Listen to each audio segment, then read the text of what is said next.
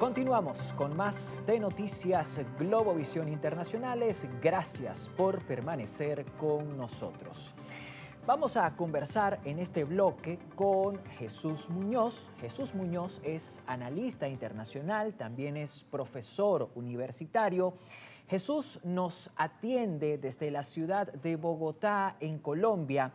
Con él vamos a hablar sobre la elección presidencial que se estará realizando en ese país el domingo 31 de mayo, es decir, a finales de este mes. Queremos abordar particularmente el perfil de cada uno de los candidatos que estarán compitiendo durante esta primera ronda, durante esta primera vuelta electoral que, lo repito, se realizará el domingo 31 de mayo. Jesús, gracias por atendernos. Quisiera comenzar con el candidato que está punteando las encuestas. Se trata del señor Iván Cepeda. Iván Cepeda, un hombre de izquierda, que es filósofo, que es especialista en derechos humanos, pero que también tiene un amplio recorrido, una amplia trayectoria dentro de la política colombiana, tanto como representante en el Congreso, pero también como senador. Buenos días, Alejandro. Es un placer estar con vosotros, con todos los espectadores y los seguidores del canal Globovisión. Es un honor poder charlar con todos ustedes desde aquí, desde Bogotá. Reciban un gran saludo. Bueno, mira, Iván Cepeda es un hombre que se viene formando en las tolvas, sobre todo, obviamente, de la izquierda. Él es hijo de un papá asesinado. Su papá era un hombre muy importante dentro de los grupos de la izquierda colombiana. Lo marca a él, le marca mucho como político a lo largo de su vida personal y profesional. Es un senador de los más prestigiosos, de los que más apoyo popular han tenido. Es un senador duro, es un senador fuerte, es un senador con mucha habilidad dialéctica a la hora de confrontar a sus oponentes, ¿no? Y sobre todo es un senador... Sí, dime, perdóname. Sí, quisiera aprovechar esto que estás diciendo, que Iván Cepeda es un hombre duro a la hora de confrontar a sus oponentes, para intentar avisorar un poco lo que podría ser un gobierno de Iván Cepeda en caso de que Cepeda resultase ganador de la elección presidencial. ¿Crees que Iván Cepeda, como virtual presidente de Colombia, podría ser confrontativo, podría ir en contra de aquellos dirigentes de oposición que le han adversado de manera abierta, no solo ahora en su condición de candidato, sino en el pasado reciente como congresista o como senador?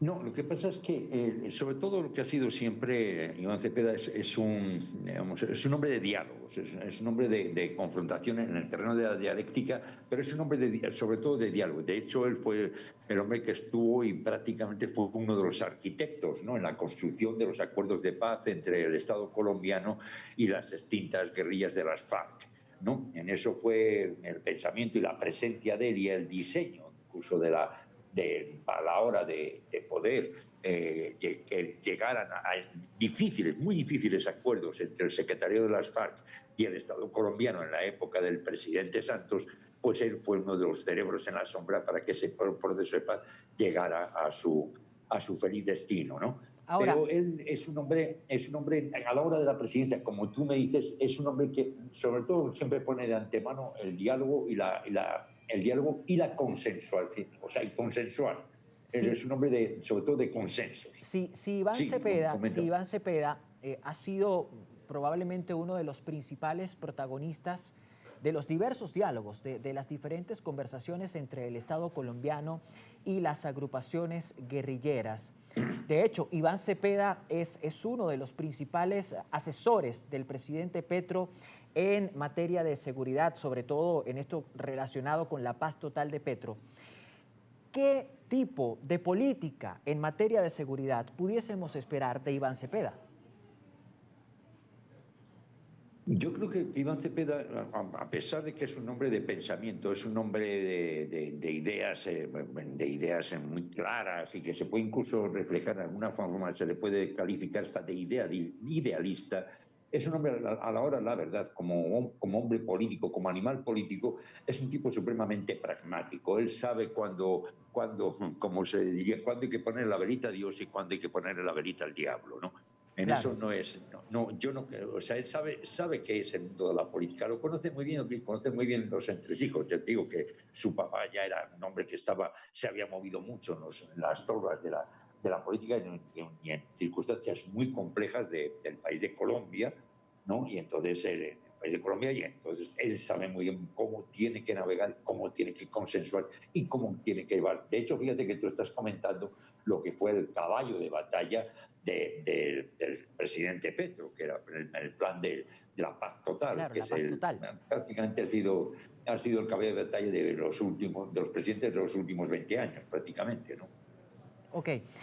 Jesús, quisiera aprovechar una última pregunta, aproximadamente 30 segundos, 45 segundos, para no dejar por fuera al señor Abelardo de la Espriella. ¿Por qué? Porque Abelardo de la Espriella es el segundo candidato presidencial con mayor intención de votos luego de Iván Cepeda. Entiendo que para los colombianos es una preocupación el pasado profesional de Abelardo de la Espriella, sobre todo porque al ser abogado, él ha defendido a personas con un prontuario no tan agraciado. Entre esas personas está, por ejemplo, el ciudadano colombiano Alex Saab, ciudadano que hace muy poco fue deportado de Venezuela a Colombia y posteriormente llevado a Estados Unidos. ¿Cómo perciben en Colombia al señor de la Espriella en tanto y en cuanto abogado penalista que ha defendido a criminales o a supuestos criminales?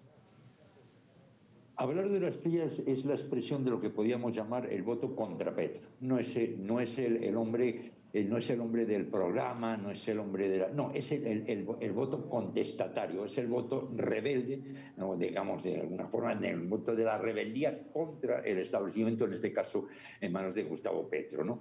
Entonces, de alguna forma, es lo que está representando. A mí me creo que la cometió una campaña como, por ejemplo, el querer imitar a Rodolfo Hernández, el anterior candidato que se enfrentó a Gustavo Petro hace 4 años y no le fue nada bien en la segunda vuelta cuando tuvo que confrontar con el actual presidente, ¿no? Abelardo de la Espriella ha cogido mucho esa línea de la confrontación directa, del diálogo directo, incluso con algunos pero a la hora, la verdad, no es un hombre que esté recogiendo excesivos apoyos, sobre todo en las fases más populares, ¿no? Por ahí yo creo que incluso por ahí hasta Paloma Valencia, la otra candidata de la derecha, tiene más adeptos que el propio Abelardo de la Espriella, ¿no? Vuelvo y repito, para mí Abelardo de la Espriella es el voto contra Petro, no es el voto a un programa determinado, ¿no? Bien, Jesús, tengo que despedirte. Lamentablemente el tiempo ha sido mezquino con nosotros, se nos ha agotado muy rápidamente. Se nos quedaron por afuera 3 candidatos, pero te comprometo para una próxima entrevista para que podamos hablar acerca de estos otros 3 candidatos presidenciales colombianos. Por lo pronto, agradezco tu presencia. Amigos, amigas, hablábamos con Jesús Muñoz. Jesús Muñoz, analista internacional y también profesor universitario, quien se enlazó con nosotros desde Bogotá, Colombia. Pausa y ya venimos con más de esta entrega de Noticias Globovisión Internacionales.